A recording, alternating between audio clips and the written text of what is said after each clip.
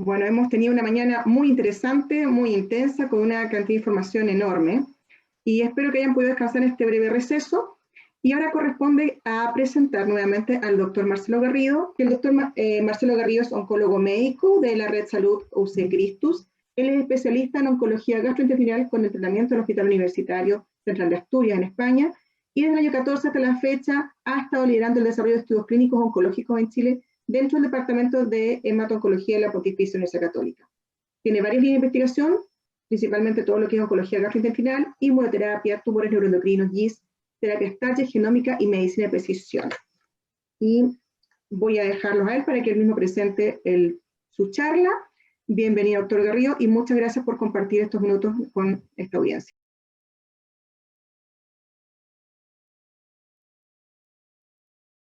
Muchas gracias a los organizadores, muchas gracias, doctora Bustamante, por la invitación, y a Lili también por permitirnos hacer esta conferencia. La idea es conversar de cómo secuenciar los tratamientos para lograr la menor toxicidad, el mayor beneficio en sobrevida y la mejor calidad de vida en pacientes con cáncer gástrico metastásico, pensando en el tratamiento más allá de la primera línea. Ya no es ninguna novedad que el cáncer gástrico es una patología muy relevante en Latinoamérica. Junto con el mundo asiático son las zonas rojas por incidencia y mortalidad de cáncer gástrico, y en este sentido Chile ocupa un lugar lamentablemente muy relevante porque tiene una alta incidencia y mortalidad en el contexto latinoamericano. Y esto se debe fundamentalmente a que la proporción de pacientes diagnosticados en etapas avanzadas es muy alto. Por ejemplo, en el registro de cáncer de Valdivia, prácticamente un 80% de los pacientes son diagnosticados en etapas avanzadas o metastásicos. Un porcentaje similar e incluso superior en registros hospitalarios en Argentina. Y en el consenso brasileño, comentan que el 85% de los casos serían enfermedades avanzadas. Por lo tanto, claramente es una condición en la que estamos llegando tarde y que la mayoría de los pacientes, que es nuestra realidad, son pacientes metastásicos y donde la discusión de las terapias sistémicas y la optimización de las terapias sistémicas es la gran problemática. Estos son los resultados de la quimioterapia clásica, los grandes estudios randomizados que han evaluado la quimioterapia en cáncer gástrico.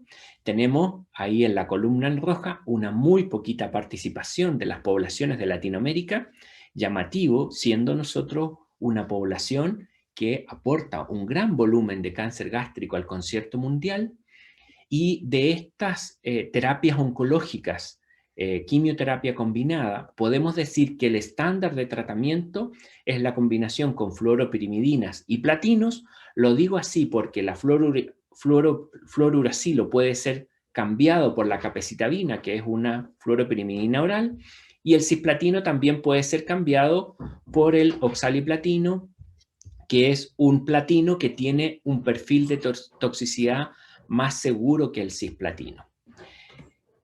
En ese sentido, por ejemplo, aquí hay experiencia de los primeros 113 pacientes tratados con fluoropirimidinas y oxaliplatino en nuestro centro.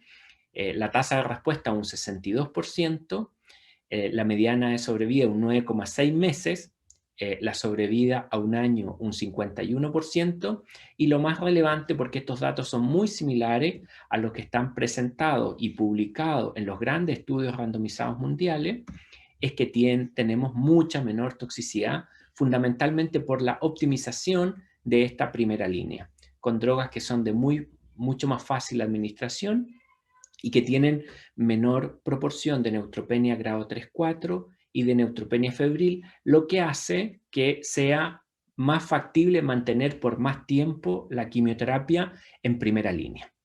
Otra forma de optimizar la quimioterapia en la primera línea es tratar de seleccionar a los pacientes dependiendo del tipo histológico, ¿no es cierto? Aquí están la gran diferenciación del adenocarcinoma es en intestinal y difuso. Este es un estudio de Real World Data que se hizo entre registros españoles y algunos centros chilenos, y nos pudimos dar cuenta que en la práctica habitual las tasas de respuesta, tanto en intestinales y difusos, cuando se usa oxaliplatino, tiene una tendencia a ser más alta que cuando se usa cisplatino. Probablemente el mecanismo de acción no es distinto, pero lo que sí puede pasar es que cuando uno usa drogas menos tóxicas, uno usa por más tiempo la quimioterapia, expone a ese paciente más tiempo a la quimioterapia. Lo otro es que las antraciclinas pueden aumentar la tasa de respuesta, especialmente en el setting de adenocarcinoma intestinal, pero no en el difuso. Pero ya sabemos que las antraciclinas no las usamos en la práctica habitual actualmente porque incrementan la toxicidad y verdaderamente no han mejorado la sobrevida sobre las dupletas con fluoropirimidinas y platino. Los taxanos, como el docetaxel, que mejora la tasa de respuesta tanto en intestinal como en difuso, y si ustedes se fijan, cuando uno tiene las dupletas prácticamente no mueve la tasa de respuesta de los difusos del 40%, pero con el docetaxel o los taxanos, esa tasa de respuesta puede subir incluso hasta el 50%. Así que está la idea de que los taxanos pudieran tener un lugar más relevante en los pacientes que tienen adenocarcinoma gástrico de la clasificación de Loren difuso. ¿De acuerdo? Otra forma de optimizar la primera línea para sacarle el máximo provecho, sacarle la punta al lápiz a la primera línea, entonces he mencionado tratar de usar esquemas lo menos tóxicos posible para mantener la mayor cantidad de tiempo posible al paciente con la quimioterapia. Lo segundo, ir optimizando de acuerdo al tipo histológico que tiene. Y lo tercero es que si uno identifica los factores pronósticos de los pacientes, los factores pronósticos de sobrevida de los pacientes tratados en primera línea, uno puede mirar hacia atrás y decir, bueno, ¿en cuáles me fue mejor?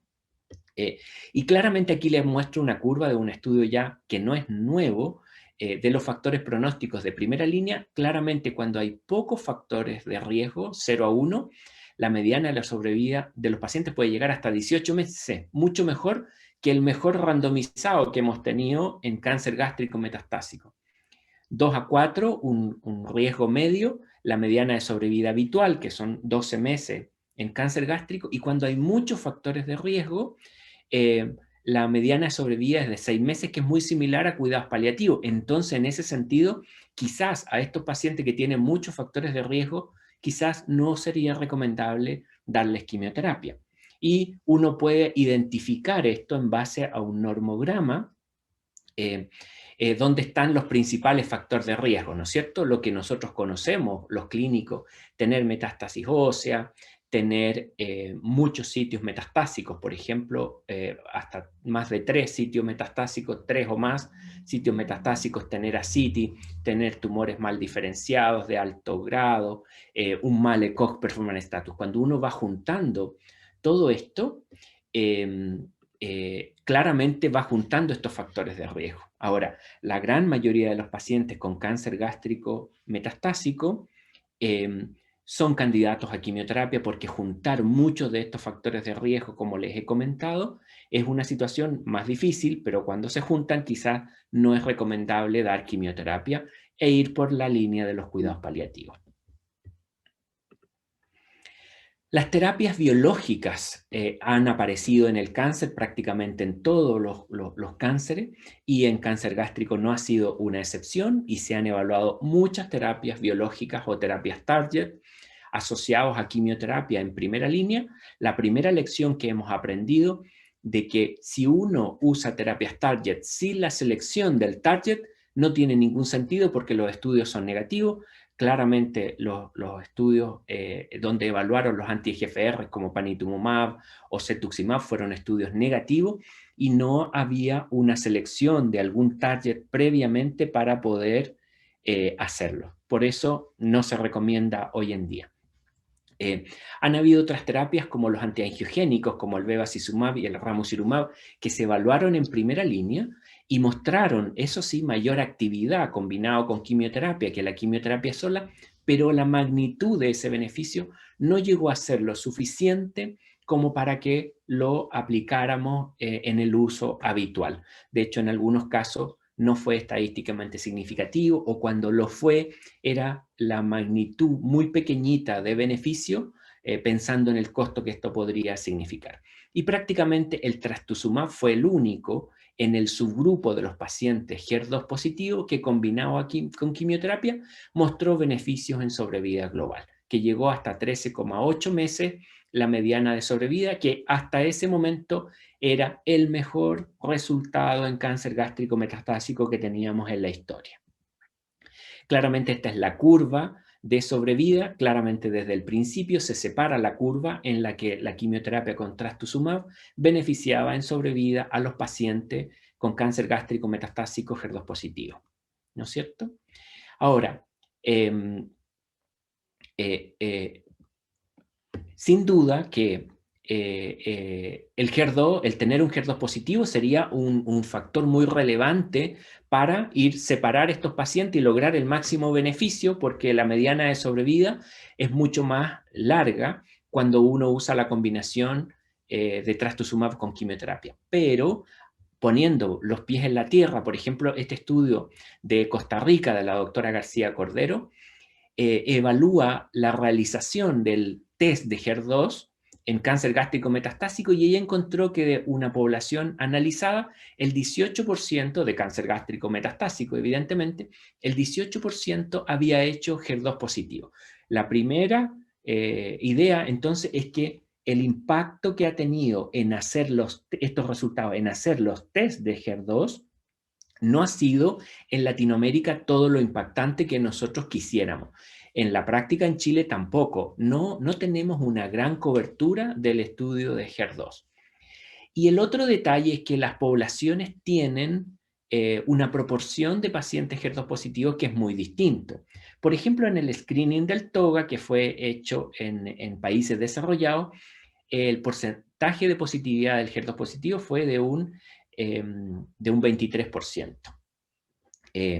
Pero si ese estudio lo evaluamos en la serie de registro entre los españoles y chilenos, que se llama Agamenón, llegaba a un 21%. En Costa Rica la positividad llegó a un 8%. Y varios estudios ya que se han hecho en Chile llega a un 12%. Lo que hace pensar que a lo mejor en las poblaciones latinoamericanas tenemos una positividad de HER2 que es mucho menor que lo que está descrito en el mundo desarrollado del hemisferio norte o lo que está evaluado en estudio clínico.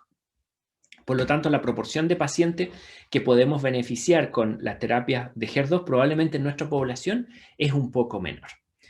Una vez que uno optimiza al máximo la primera línea, ¿no es cierto? Si el paciente progresa, tiene las opciones de segunda línea. Y en segunda línea se han evaluado muchas drogas, especialmente en el mundo asiático y europeo, pero por ejemplo paclitaxel e irinotecan como drogas solas, el FOLFIRI en el mundo francés, en secuencia con SX, también es otro estudio que puso al FOLFIRI en el setting de la segunda línea, junto con el paclitaxel y el irinotecan. El estudio Cougar, que evaluó docetaxel versus cuidados paliativos y que mostró beneficio en sobrevida en segunda línea. El ramucirumab, el estudio REGARD, comparado con placebo, también logró beneficio en sobrevida, pero el impacto fue menor, así que es difícil usar una droga terapia target como el ramucirumab como monodroga. Y probablemente el estudio que más nos impactó en segunda línea fue el Rainbow, que evaluó ramucirumab con paclitaxel y mostró beneficio en sobrevida global, prácticamente más de 2 meses de beneficio en sobrevida en segunda línea, que para nosotros los oncólogos que vemos gástrico esto es muy relevante, y con una tasa de respuesta en segunda línea que no sobrepasábamos el 20%, en este caso se acercó hacia el 30%.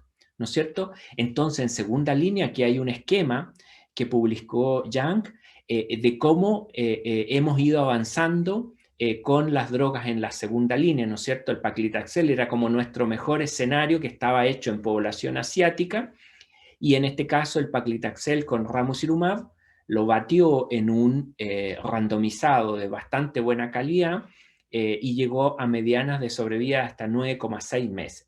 Aquí hay un resumen de otros estudios también y se puso esa mediana, pero en el estudio randomizado, como les voy a mostrar en las siguientes diapositivas, fue superado por la combinación de paclitaxel con ramucirumab.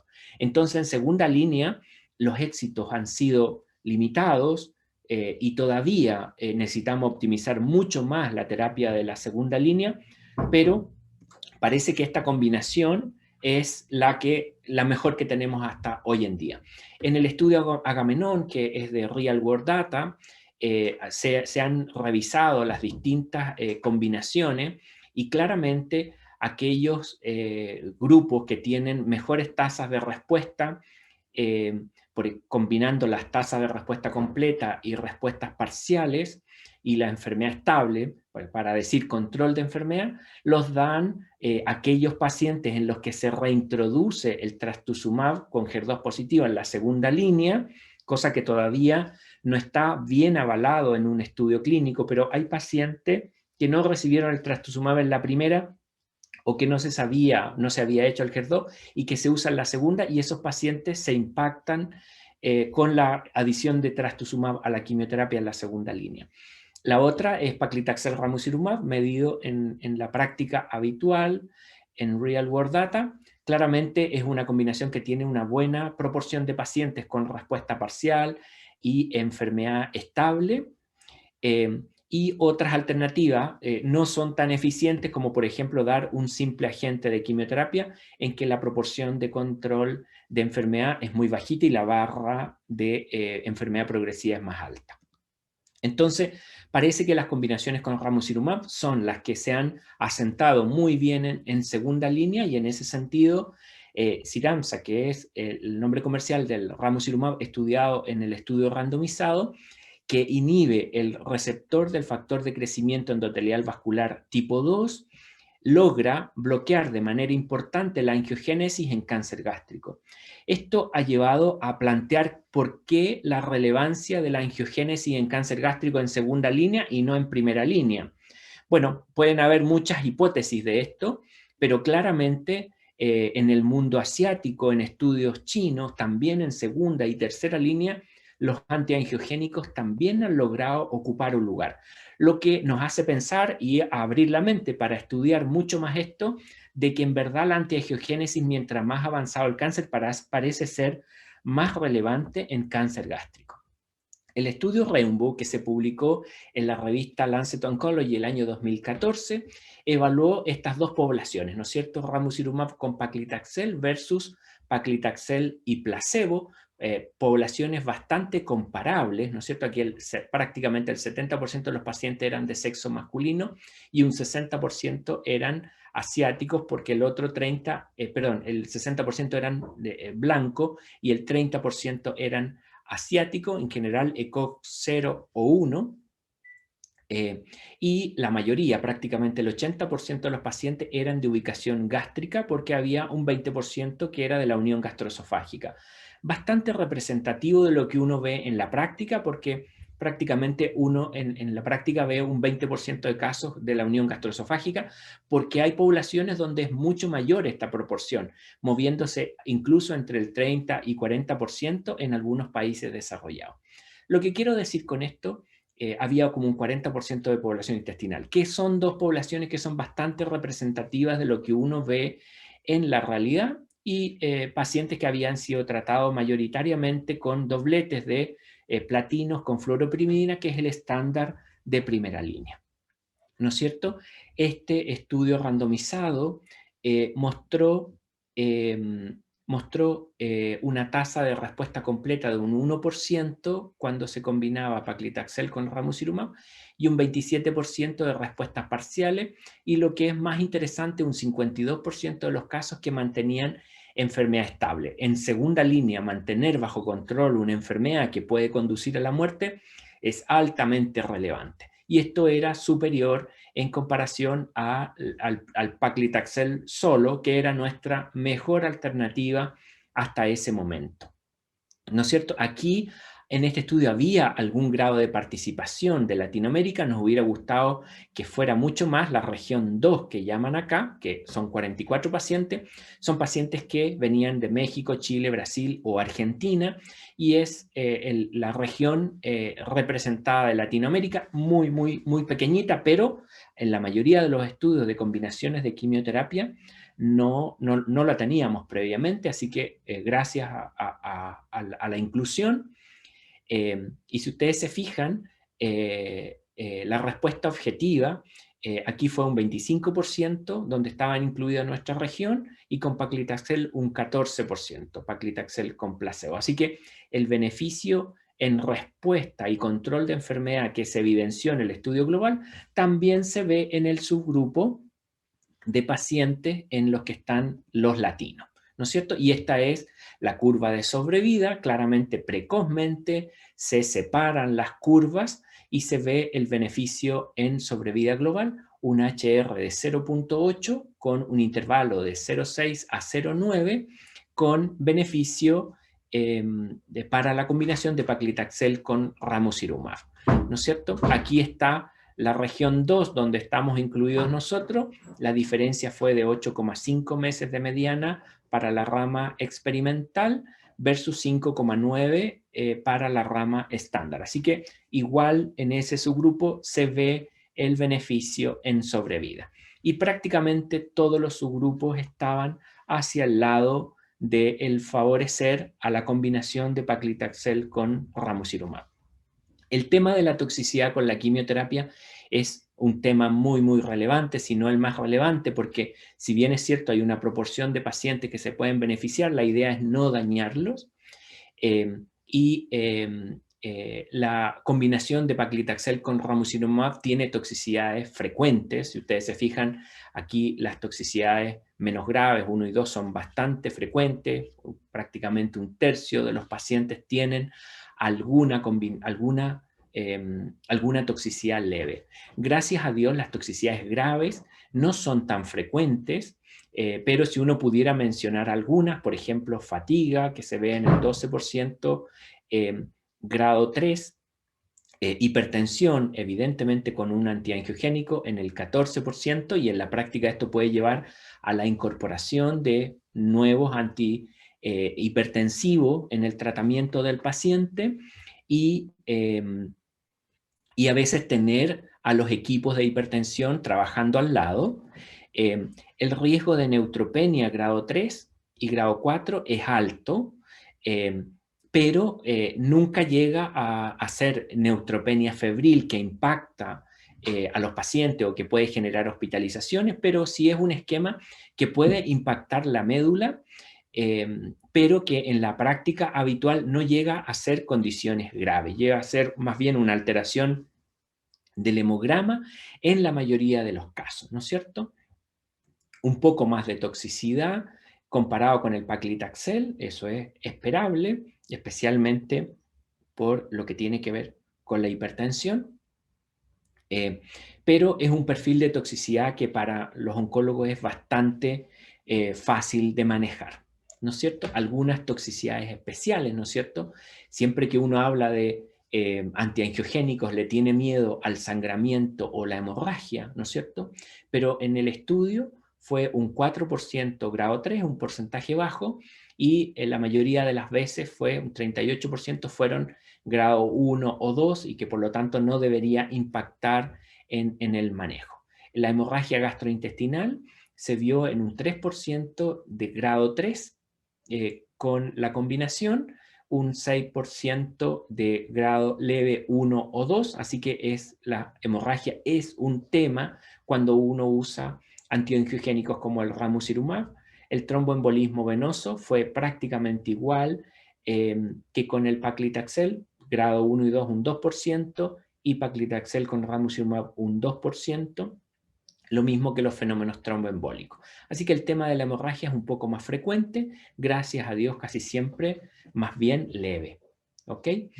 Claramente estos resultados han abierto los ojos a los antiangiogénicos para el uso en la segunda línea, y sin duda que hay muchas drogas con efecto antiangiogénico que empiezan a probarse en segundas y terceras líneas. Llama la atención que los antiangiogénicos, no siendo drogas muy potentes para reducir los tamaños tumorales, sí logran beneficios en sobrevida. Acuérdense que el ramucirumab tiene un beneficio en sobrevida incluso como monodroga en el estudio REGARD. Por lo tanto, habla que más allá que el downstaging, el reducir el tamaño tumoral, hay algo que hacen los antiangiogénicos que puede beneficiar en sobrevida a los pacientes. Desde un punto de vista teórico, lo que hacen los antiangiogénicos es atraer linfocitos a los lechos tumorales. De hecho, se han hecho estudios con biopsia antes y después de administrar los antiangiogénicos, y la diferencia es que se llenan de linfocitos. Parece que permiten la permeación de linfocitos hacia las zonas tumorales. Y probablemente el efecto inmune de los antiangiogénicos sea el que está potenciando el efecto en la sobrevida. Y probablemente por eso es que es un tan buen acompañante para la inmunoterapia, que es algo que se estudia intensamente en este momento. En tercera línea en cáncer gástrico ha llegado la inmunoterapia, y para quedarse, porque tenemos un fase 2 en pacientes con biomarcador positivo, PDL1 positivo, con buena tasa de control de enfermedad y respuesta. Prácticamente el 40% de los pacientes llega a tener control de enfermedad en tercera línea, que, como les comentaba, igual que en segunda línea, para nosotros los oncólogos es un resultado muy bueno. Y el estudio fase 3, que esto fue con pembrolizumab, el fase 2, y en tercera línea con nivolumab en población asiática se logró beneficio en sobrevida global en tercera línea versus placebo. Así que la inmunoterapia llegó para quedarse en la tercera línea, y algunos detalles adicionales de estos estudios que son llamativos es que aquellos pacientes que pasaron desde las combinaciones de quimioterapia con ramucirumab en la segunda a la inmunoterapia en la tercera, tienen tasas de respuesta que son mucho más altas. Cuando uno mira los pacientes que se benefician de la inmunoterapia en la tercera línea, muchos de ellos venían desde segundas líneas donde se usaban antiangiogénicos. Así que parece que los antiangiogénicos hicieran algo, prepararan el camino para un mejor resultado de la inmunoterapia en tercera línea. Entonces, como conclusiones, quisiera comentarle que el cáncer gástrico es un problema de salud pública por su frecuencia en Latinoamérica y especialmente en nuestro país, y especialmente porque tenemos todavía una alta proporción de diagnóstico en forma avanzada y metastásica.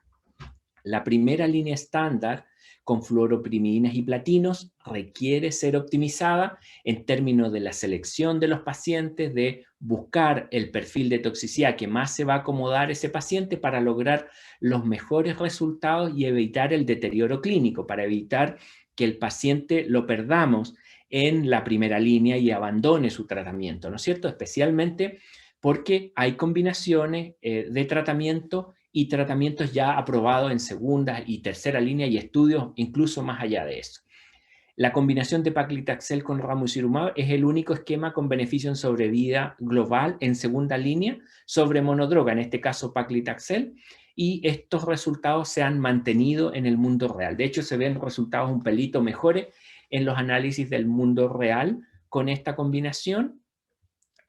Y los antiangiogénicos tienen cada vez mayor relevancia en la segunda línea, ya que pueden preparar o potenciar los efectos de la inmunoterapia en tercera o incluso en investigación clínica, combinándolos con ellos. Muchas gracias por su invitación. Muchísimas gracias, doctor Garrido. Ha sido una excelente y clara presentación.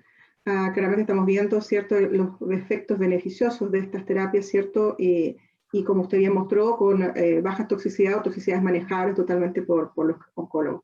Así que vamos a tener unos pequeños minutos de preguntas, porque estamos muy bien tiempo, pero ya luego entramos con la sesión. Tenemos una de la audiencia en que preguntan que, como usted mostró, esta disminución que había en la diagnóstico de la selección de HER2, si se puede verse una falta de conocimiento en la indicación o falta de patólogos entrenados u otra causa, pregunta.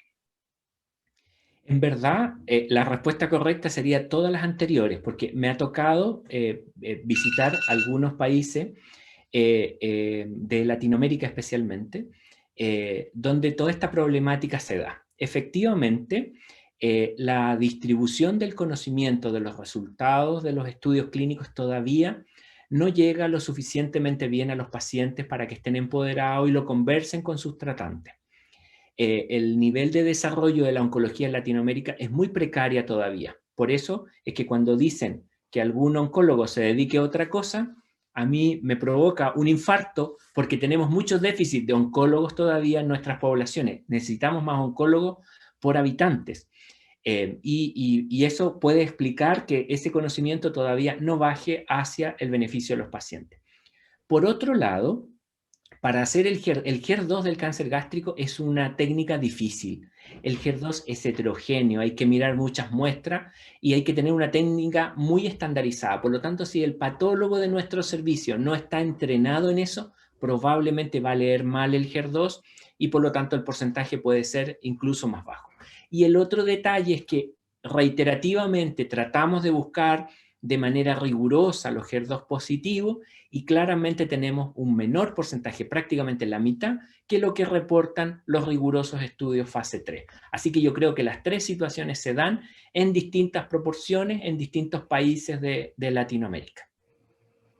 Perfecto, queda muy claro. Bueno, claramente son temas que podemos abordar, que son manejables y que debemos trabajar juntos como sociedad, ¿cierto? Como todos los equipos involucrados para poder hacer más educación, ayudar, ¿cierto?, las técnicas e incorporar técnicas de punta en todos los centros, tanto públicos como privados a nivel de país. Agradezco su presentación muy clara, insisto, y vamos a dar las gracias a usted por esta presentación y por todo el bloque anterior. Muchísimas gracias.